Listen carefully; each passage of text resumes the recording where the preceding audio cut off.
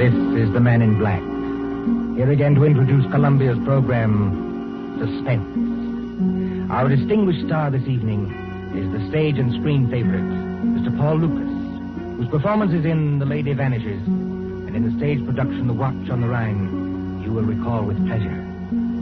Tonight's tale of suspense is a story by John Dixon Carr, Fire, Burn and Cauldron Bubble. If you've been with us on these Tuesday nights, you will know that suspense is compounded of mystery and suspicion and dangerous adventure. In this series are tales calculated to intrigue you, to stir your nerves, to offer you a precarious situation and then withhold the solution until the last possible moment. And so with Fire, Burn and Cauldron Bubble and the performance of Paul Lukas and the other members of our company, we again hope to keep you in...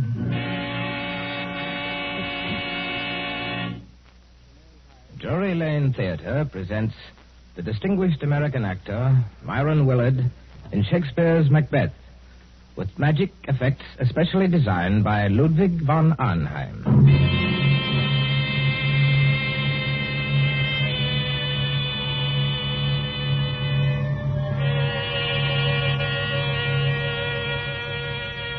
Double, double, toil and trouble, fire, burn, and cauldron bubble.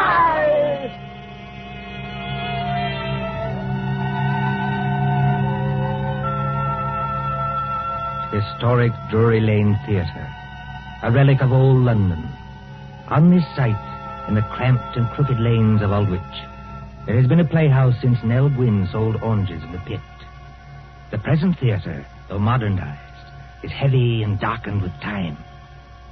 By daylight, it is a dinginess of red plush seats, haunted by old ghosts. But at night, when the lights bloom for some new production, when the murmur of a crowd fills the carpeted aisles and the orchestra begins to tune up, it is kindled with that strange magic before the rise of the curtain. What's this way, sir? E12 and 13 program. Pocket? Thank you. No, madam. This is row E. Your seat's a G4. And backstage, where nerves crawl and there is a tendency to scream, the three witches of the play are huddled around the peephole in the curtain, looking out into the audience. They are hideous-looking creatures, these witches, in gray rags like cobwebs. But as they speak... Dear, I am scared. Don't let it bother you, darling. You can't even see the audience when the floats are on. There's nothing to worry about. Nothing except the size of the take at the box office. You won't even have to worry about that tonight. Look out there. You two are shaking as much as I am. Now, don't pretend. All right. Everybody's jumpy on first night. What I can't understand is why they want to use young girls as witches and then make us talk in cracked voices as though we were 80. Double, double, toil and trouble, fire, burn, and cauldron bubble. What's that? Say, dear darling, it's only one of the ghost effects. You've been hearing it for weeks at rehearsals. I will say this for Myron Willard, as an actor and a manager, too. He's the first one who's ever had a real professional magician to do the ghost effects for this ham show. Oh, Ivy, Celia, look there. Where? Out in the audience in the second upper box on the left-hand side. Oh. Don't you see the woman who's just coming in? Yes, I can see her. Not a bad-looking bit of goods for her age. What about her? But that's Marcia Blair. Marcia Blair? You don't mean you've never heard of her? I can't say I have either, if it comes to that. Move over, Ivy. Give us a squint. Marcia Blair used to be Mr. Willard's leading lady. She was a very great actress 15 years ago. Oh, 15 years ago. She's had a terribly romantic history. Well, she's made lots of money and retired from the stage. Then she married some horrible no-good, and... Do you see that tall gray-haired man standing beside her? Well, he doesn't look much like a no-good. That's not the man I mean, Celia. That's Howard White, her second husband. Oh. They say he loved her for years and followed her about and practically worshipped her.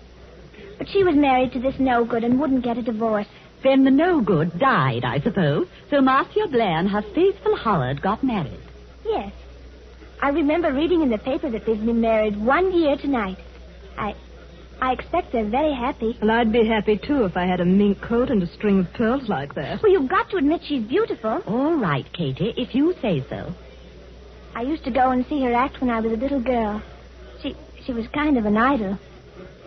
I wonder what they're saying to each other up in that box now. I wonder what they're saying.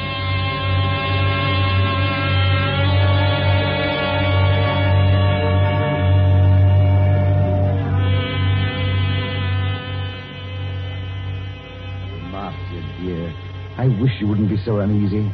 Nothing can happen to you here. You're uneasy yourself, Howard. Yes, I suppose I am a little. Howard, I know I shouldn't be talking like this on our first anniversary, but that's what worries me. What if Barry isn't dead? What if he isn't dead? Oh, listen to me, darling. Your late husband, heaven condemn his soul, died in New York more than a year ago. We have proof of that. Well, then who wrote those letters to me? I don't know, dear. Somebody playing a joke on you. Joke? If you marry him, Marcia, you won't be alive a year from then. Joke. But you're married to me, my dear, and you are alive. Shall I quote you something from another play, Howard? Well? The Ides of March are come. I, Caesar, but not gone. And it's still 2 hours. 2 hours to the time we were actually married. Oh, look here, dear. This is carrying an obsession too far. It would be just like Barry to wait until the last moment, just to make it worse. You knew him. Yes, I knew him. He was a genius. I suppose so. As a mere businessman, I've never quite understood this theatrical temperament, except yours, of course. Barry was a greater actor than Myron Willard will ever be. Barry could play anything, from a Cockney to King Lear. His skill at makeup wasn't merely good. It was terrifying. Oh, Howard, I am frightened. Suppose he's managed to get close to us tonight, and yet we can't see him. Well, the music started, Marcia. I shall have to go. Must you go, Howard? Really? If I break this appointment with Ferndale, dear, the deal will be called off. And since I haven't got too much backing anyway, All right, dear. I understand. Go ahead. Unless you wanted to come with me. And Miss Myron's opening tonight? Oh, I couldn't do that. I tell you, you'll be perfectly safe here, dear. Of course, Howard. I know that. You're in full view of 3,000 people. Nobody could attack you. The only door to this box is guarded. Outside that door will be Miss Fenton, who's devoted to you, and the chauffeur who's even more devoted to you. What could happen, dear? Nothing, of course. And I'd prefer to be alone anyway. Yes, I rather guessed Oh, that. please, dear. It's just that I can't endure anybody being with me when I'm watching a great play. But that doesn't include you, darling. Then, if you'll accept these, madam, in honor of our first anniversary... Oh, Howard. Well, they're lovely. Of course I'll accept them. And here's a program. Got everything else you need? Yes. Yes, I think so. I'll just open the door to the passage to make sure our watchdogs are on guard. Yes, they're out there, all right. Good night, Marcia. See you in an hour or two. Good night, Howard. And good luck. Miss Fenton, Bradley. Yes, Mr. White. Yes, sir. Anything wrong? Miss Fenton, you've been my wife's companion secretary for 5 or 6 years. Yes, Mr. White, and I've loved every minute of it. And you, Bradley, you haven't been my chauffeur for quite so long, but they tell me you're an ex-wrestler. That's right, sir. Champion of the Shoreditch Athletic Club. And in my prime, though I says it as shouldn't, as good a man as ever climbed through the ropes. Now, you know your instructions, Bradley. You trust me, sir. Nobody gets into this here box tonight unless it's over my dead body. Nothing must happen, you understand? Nothing. Please, you're as white as paper. As for you, Miss Fenton, I'm afraid it's a little awkward. I know I ought to ask you to go in and join Marcia, but... Oh, you needn't apologize, Mr. White. I know she doesn't want company. She'll be leaning forward with her elbows on the box rail, just as she always does. She isn't merely watching a play. She's acting, Lady MacBeth. Every line, every gesture. And I don't mean to disturb her. You won't leave this door, either of you. You trust me, sir. If... no. Well, anything wrong, Bradley? There's a very rummy-looking cove coming along the passage, sir, wearing a big black cloak with a red lining. Oh, that man, Bradley. That's only Herr von Auenheim. He's a professional magician and escape artist. I was just wondering... excuse me. Don't worry, Mr. White. We'll look after her. Von Auenheim. I say, Van Arnheim. Thou canst not say I did it. Never shake the gory locks at me. I beg your pardon. And I beg yours, my friend. I was merely quoting a line from the play. You are not leaving the theater. Surely not walking out on Macbeth. I'm afraid I've got to. Oh, that's a pity, my friend. You will miss some of my best effects, to say nothing of Shakespeare's. When Banquo's ghost appears at the table. I don't want to hear any more about ghosts, thanks. Banquo's or anybody else's. I imagine you mean your wife's late husband. You've heard about it, then? Yes, your wife has told me a good deal. She seems to think that in my profession I might have some charm over demons or spell against ghosts. You know, Van Arnheim, in a muddled kind of way, that's what I've been wondering myself. Unfortunately, no. I am all too human. But your problem interests me. And I confess it worries me. Worries you? What about me? As I understand it, her first husband was a half-mad American actor who later went completely mad and died in New York. His, what's the word I want? Obsession? That's it, obsession. His obsession was Marcia Blair's eyes. Yes, always her eyes. They seemed to hypnotize him. It is not new, you know. You'll find the same motive, the eyes of a beautiful woman, all through the works of Edgar Allan Poe. Then, as I understand it, after this man's death, she began to receive a series of letters. Foul letters. Apparently written by him, and threatening her with some rather horrible form of death if she married you. I tell you, Barry Lake is dead. He can't get up out of his coffin. Oh, getting out of coffins, my friend, is not so difficult. I have done it myself. Oh, please stop joking, Van Arnheim. You don't happen to be dead. True. There is that small difference. Is your wife here in the theater tonight? Yes. She wouldn't have come here except that it's Marion Willard's first night. We haven't seen Marion, either of us, in years. She's back there in box D. So I hear. I was hoping that you might invite me to share the box. Look here, old man. I don't want to seem inhospitable, but... She doesn't want company? Well, that's about it. Well, then walk back a little distance with me, this way, so that we can see the stage from the back of the dress circle. Now, the orchestra has stopped, and they'll ring up in a moment. There. Look at it. Look at what? The stage, man. The lights have gone out. All except the dim yellow footlights shining at the curtain. The last cough, the last murmur, the last rustle of program dies away in one vast, breathing hush. The curtain goes up. Let go of my arm, Van Arnheim. I've got to leave. Now, what are the stage directions? A desert place. Thunder and lightning. Enter 3 witches.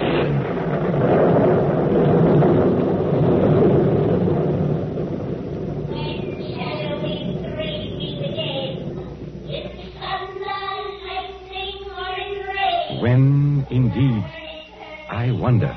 I beg your pardon, Van Arnheim. Do you speak? No, it was nothing.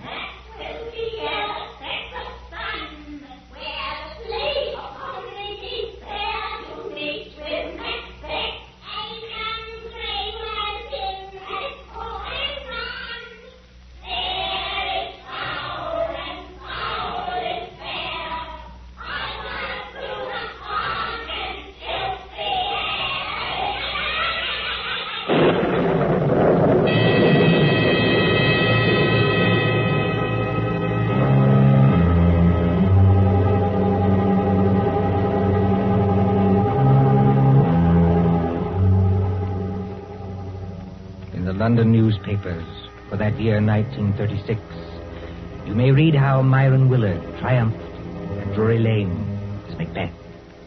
But tonight, as the clock ticks on, there is another drama in the dimly lighted corridor outside Box D. There sits Miss Louise Fenton, Marcia Blair's companion secretary. Beside her, burly and broken-nosed, is big Jim Bradley, the ex-wrestler. And when more than half an hour has passed... There's the applause, Jim. That was for the end of the first act. Yes, I hear it. Nothing's happened. And take my word for it, nothing's going to happen. Oh, she's such a likable person, Jim. And I think one of our greatest Shakespearean actresses. Well, I don't much care for this Shakespeare business, miss. You give me a good movie with gangsters in it. It's my style. Oh, you don't understand, Jim. I've seen her as Juliet, as Rosalind, as Portia, in our own drawing room without any props. I've heard her as Lady Macbeth, too. You should see her eyes. Her eyes, miss? Yes, you should see her eyes when she delivers that speech. The raven himself is hoarse that croaks the fatal end. Hey, miss, look there. What is it? That foreign-looking cove in the black cape coming along the passage now. Easy. I beg your pardon. You are Miss Louise Fenton, aren't you? Yes, my name is Fenton. What is it? I am Ludwig von Arnheim, a friend of Mr. White's. And I must see Marcia Blair at once. No, you don't, Governor. You're not going in there. Why not? Because nobody goes in there. Not if it was the king himself. That's orders. Now listen to me, both of you. When the lights went on, I happened to be looking at Box D from the other side of the theater. And I think there is something wrong. But there can't be anything wrong. Jim Bradley and I have been sitting here the whole time. Except, of course... Except when? Well, except when I went in there for a few seconds. You went in there, Miss Fenton? May I ask when that was? Well, it was after Mr. White had gone and just before the play started. I went in to ask if she wanted anything. She said she didn't, so I came out again. And Bradley's been with me all the time, except when he went to get a drink of water up the corridor. That's as true as gospel, Governor. One moment and listen to me. Marcia Blair is leaning forward across the railing of the box. Oh, but that's nothing, Herr von Arnheim. That's the way she always is. Does she always fall forward with her arms held straight out and her head down on her arms? Better be careful, miss. It's a trick. Trick? Why not open the door and see for yourselves? Would that do any harm? No, I suppose it wouldn't, but... Oh, there must be some mistake. We haven't heard a sound from in there. There couldn't be anything wrong. You open the door, Miss Fenton. I'm going to hold tight to this gentleman, just in case. Quiet, please. Quiet. What is it, miss? Walk in there with me, both of you. Please go casually, as though nothing were wrong. You don't want to attract attention. Now. Oh, Herr von Arnheim. There's blood all over her face. Yes. And don't begin screaming again, Miss Fenton, when I tell you she's dead. Bradley? Yes, sir? Pick Miss Blair's body up and carry her out into the corridor. In another minute, we'll have the whole theater wanting to know what's wrong. All right, sir. You win. But what about the people in the other boxes? Won't they see? They've gone down to the bar to get a drink. They won't see anything. Hurry. She ain't no lightweight, the poor lady ain't. Steady does it. Hold the door open. That's got it. Now, close the door. Shall I put her down on the floor, Governor? Yes, better do that. I never took those threats seriously. That's what I blame myself for. And if something did happen, well, I thought he'd attack her. I never thought he'd hide away across the theater and fire a shot. And you were quite right, Miss Fenton. Marcia Blair was not shot. She wasn't shot. No, take a look at the wound. Oh, I can't look at it. She was stabbed. Stabbed through the right eye with a narrow, sharp blade, which entered her brain and killed her instantly. Not a pretty death, but a quick one. You seem to know a lot about this, Governor. Perhaps I do, my friend, and perhaps I can guess a lot more. You mean somebody stood out there and threw a knife at her? Like a ready music hall turn? No, I don't mean that either. There's no knife in the wound and none in the box. The murderer took it away. Took it away? Exactly. Herr von Arnheim, please wait. You're not saying someone climbed up from outside, 20 or 30 feet from the floor, and stabbed poor Marcia in full sight of 3,000 people? That, Miss Fenton, is what the evidence seems to indicate. But it's impossible. Yet it happened. There is Marcia Blair's body. What's that? Oh, it's the warning bell for the second act. People will be coming back here any minute. What are we going to do?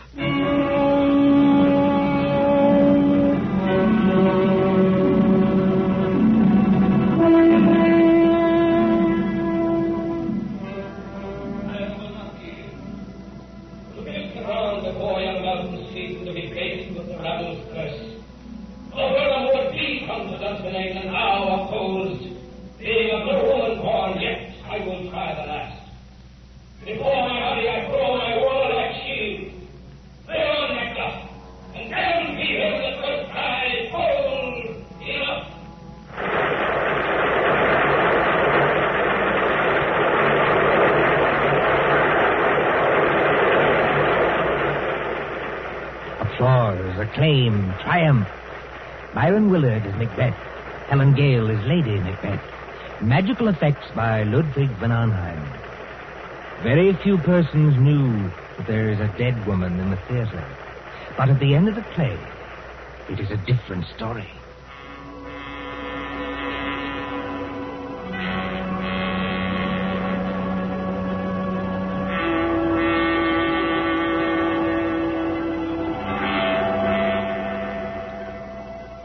The crowd files out, past a cordon of police.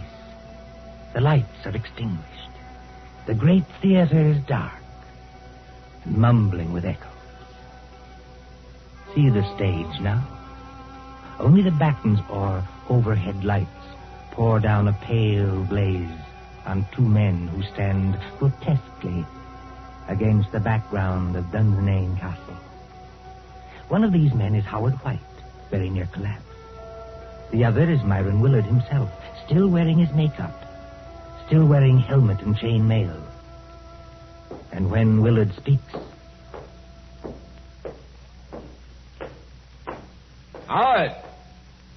Howard White! Confounded man, can't you hear what I'm saying? Excuse me, Madam. This is almost finished. Oh, not that I'm blaming you, old man. Thank you, Madam. It's traditional, you know, that Macbeth's an unlucky play. But up to the very end, I thought I'd never done better. 11 curtain calls. No, 12. How did you like my tomorrow and tomorrow speech? I'm sorry, Madam. I'm afraid I didn't hear it. Yes, poor old Marcia. She'd have hated to die like that. Marcia was proud of her eyes. Always nearsighted as an owl, but too vain to wear glasses. There's Von Arnheim looking at us from under the castle archway. Von Arnheim!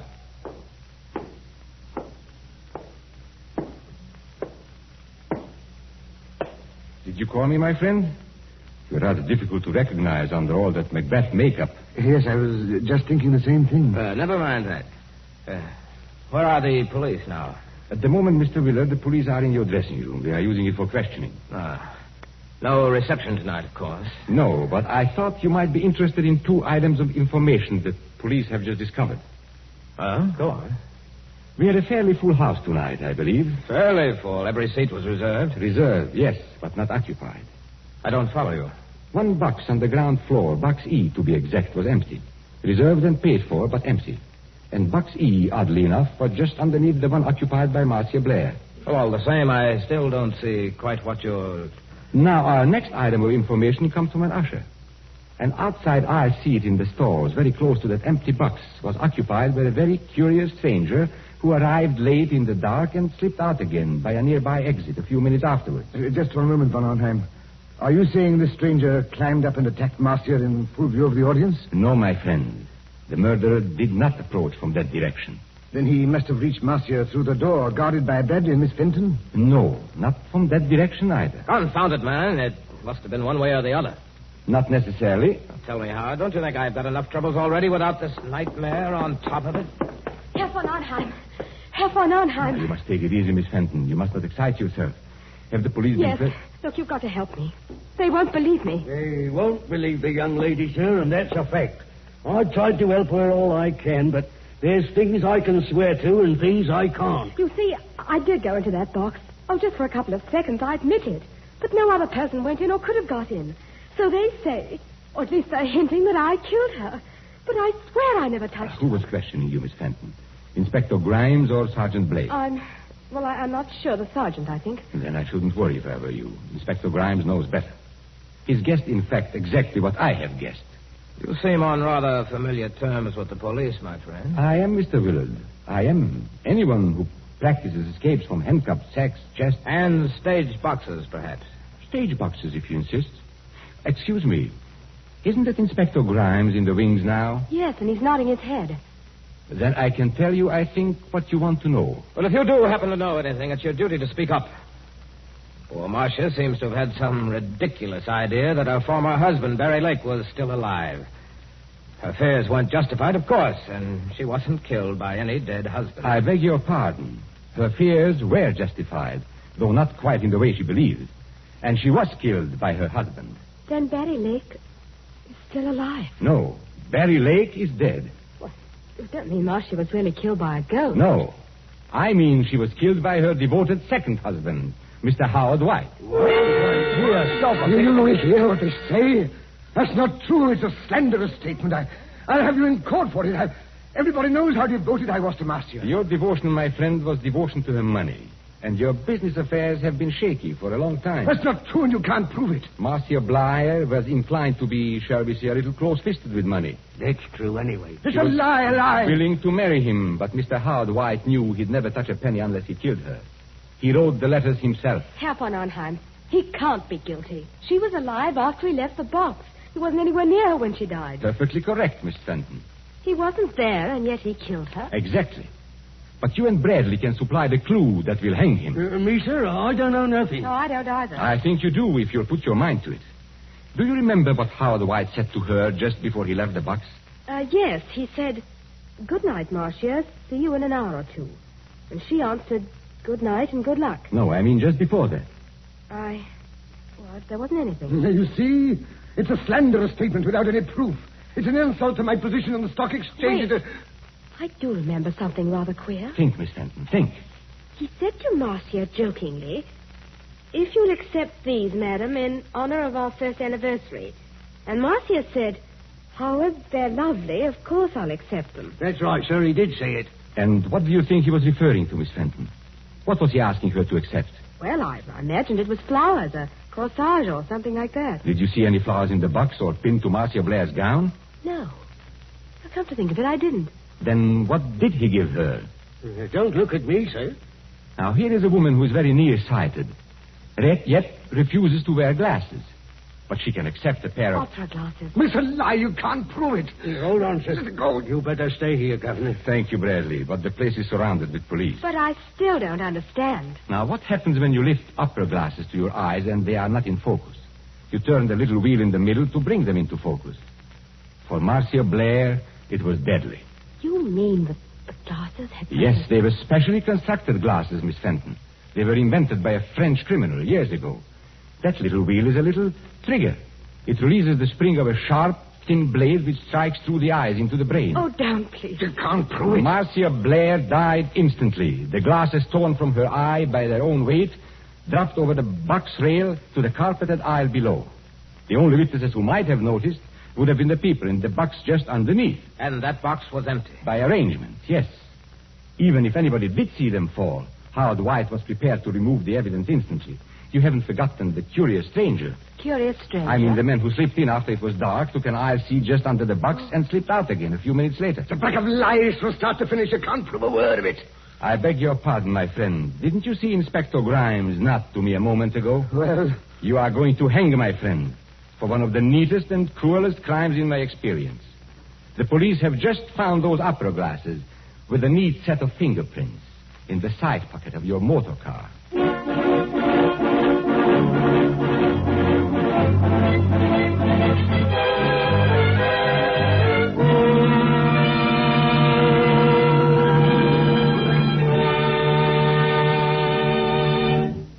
And so ends Fire, Burn and Cauldron Bubble, starring the distinguished actor Paul Lukas. Tonight's tale of suspense. This is your narrator, Ted Osborne, the man in black, who conveys to you Columbia's invitation to spend this half hour in suspense with us again next Tuesday, same time, when Nancy Coleman stars in Fear Paints a Picture. William Spear, the producer, John Dietz, the director, Bernard Herrmann, the composer-conductor, Robert Salmon, studio technician, and John Dixon Carr, the author, collaborated on tonight's Suspense.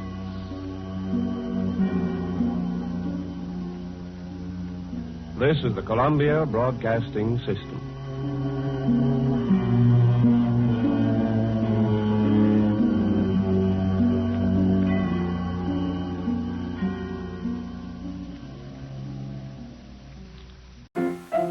Let's all go to the lobby. Let's all go to the lobby. Let's all go to the lobby to get ourselves a treat.